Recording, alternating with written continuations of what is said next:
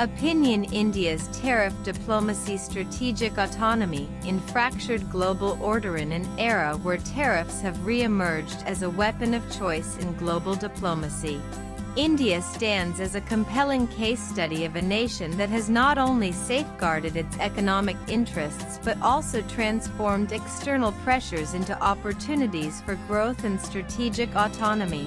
From Washington to Beijing, tariffs have transcended their traditional role as tools for resolving trade disputes, evolving into calculated instruments of geopolitical influence, economic resilience testing, and concession extraction. Carnegie Endowment for International Peace has summarized this world order effectively.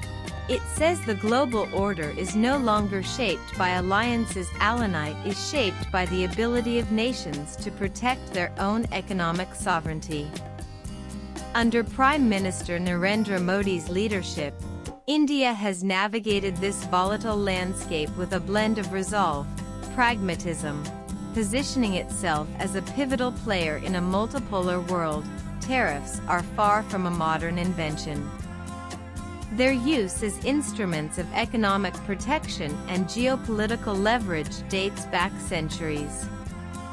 The United States, for instance, passed its first tariff law, the Tariff Act of 1789, within months of ratifying its constitution. This act imposed duties of 510 on imports to shield nascent American industries from European competition, particularly British manufacturers, while generating revenue for the fledgling republic. Similarly, Britain's Corn Laws, enacted in 1815 and repealed in 1846, protected domestic agriculture from foreign grain imports, reflecting the economic nationalism of the era. The 20th century saw tariffs fall out of favor during the high tide of globalization in the 1990s. The establishment of the World Trade Organization (WTO) in 1995, coupled with a proliferation of free trade agreements (FTAs) and multilateral pacts, relegated tariffs to the margins of economic policy.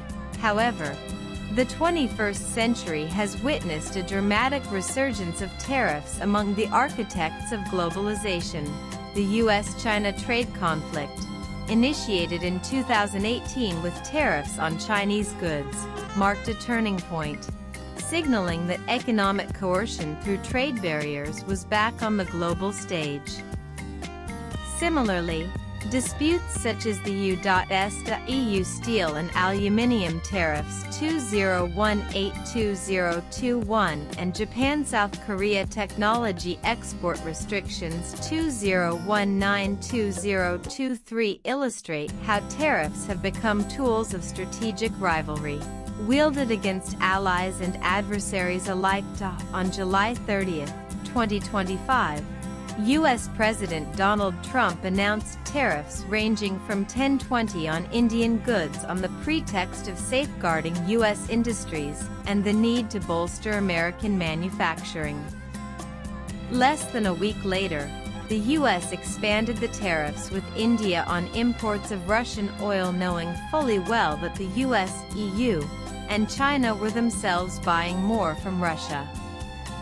As of mid-2025, China remains the top buyer of Russian crude, accounting for about 47% of its exports in July, with the EU importing 18% of Russian energy in 2024. U.S. still purchasing key commodities like fertilizers, uranium, and palladium from Russia. And 2022, during the Russia-Ukraine conflict, when crude oil prices were threatening to soar past $150 a barrel, the U.S. privately urged India to step up Russian oil purchases. India responded by ramping up Russian crude imports, purchasing millions of barrels at 2030 below Brent.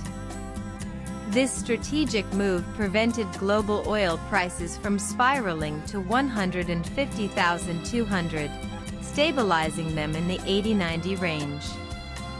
By doing so, India averted a global inflation surge, saving the world economy, shielding 1.4 billion Indians from fuel price shocks while cutting its own import bill by 78 billion a year.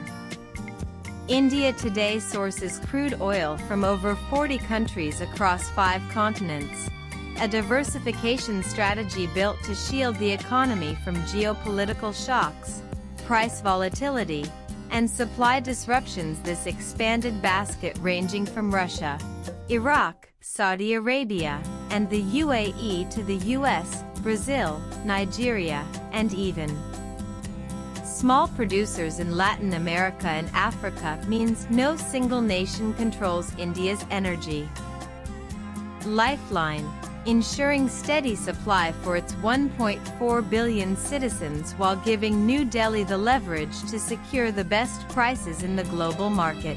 And U.S. tariffs. India, as the fourth largest economy, responded by reaffirming its sovereign right to make independent energy choices, diversifying its trade channels, boosting rupee-based settlements, and protecting its economic security as well as the affordability of fuel for its citizens, as was made clear in the detailed MEA statement on August 6. Such aggressive tariff measures might have pressured a nation into reactive concessions or retaliatory escalation. India, however, responded with a measured yet confident strategy, reflecting a sophisticated understanding of its permanent interests, a principle articulated as early as 1848 by British Foreign Secretary Lord Palmerston, who told the House of Commons, "We have no eternal allies, and we have no perpetual enemies. Our interests are eternal and perpetual, and those interests it is our duty to follow." This maxim resonates deeply in India's approach to 21st century tariff conflict. Rather than engaging in tit-for-tat tariff hikes, New Delhi pursued a multi-pronged strategy.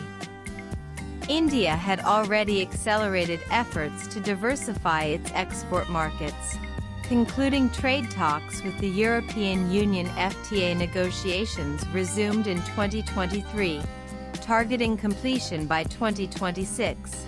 The United Arab Emirates SEPA signed in 2022, boosting bilateral trade to 85 billion by 2024. Australia ECA signed in 2022, with trade projected to reach 45 billion by 2027, and the United Kingdom FTA talks nearing conclusion in 2025. These agreements reduce India's reliance on any single market. India's response to the 2025 U.S. tariffs encapsulates a broader vision of economic sovereignty through diversification. By expanding trade partnerships, bolstering domestic manufacturing, and maintaining diplomatic flexibility, India under PM Modi has mitigated the risks of overdependence on any single nation. The Modi government's investments in infrastructure, such as the 44 lakh crore National Infrastructure Pipeline 2019-2025, have enhanced India's trade logistics, reducing port turnaround times by 40% and boosting export competitiveness. Domestically, through the years, India has doubled down on its Atmanirbhar Bharat Self-Reliant India initiative, launched in 2020, which has driven manufacturing growth through policies like the Production-Linked Incentive (PLI) scheme. By 2025, the PLI scheme had attracted 4.78 lakh crore 60 billion in investments across 14 sectors, including electronics, pharmaceuticals, and renewable energy, creating over 8 lakh direct and indirect jobs. For instance, India's electronics manufacturing sector, bolstered by PLI incentives, grew from 48 billion in 2019 to 115 billion by 2025, with companies like Apple shifting 14% of iPhone production to India. This domestic capacity building has cushioned India against external trade shocks, ensuring that tariff-induced disruptions do not derail economic momentum. India's exports hit a record $824.9 billion in 2024-25, up 6, with electronics up 32.5, pharmaceuticals up 9.4, agriculture up 7.4, and services surging 13.6.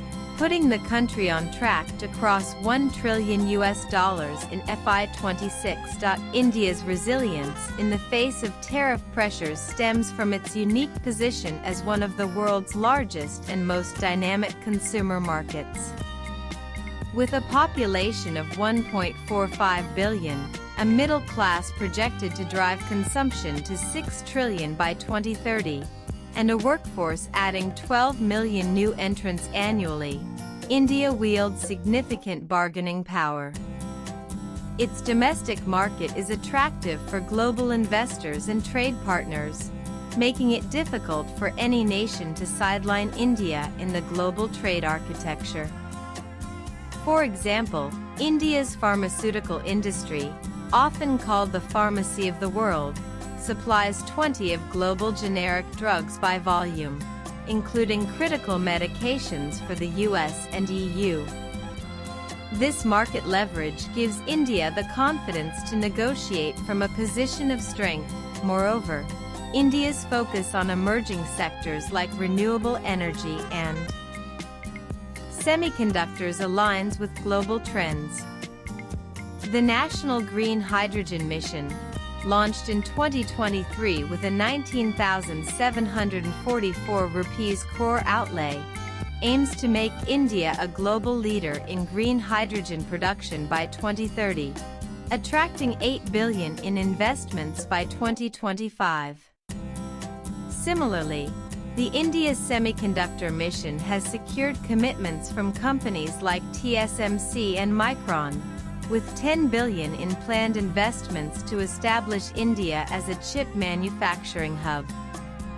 On August 12, 2025, the Union Cabinet approved 4 new semiconductor manufacturing projects under the India Semiconductor Mission, with a total investment of approximately Rs 459.44, 600 crore, spanning across 2 units in Odisha and 1 each in Andhra Pradesh and Punjab.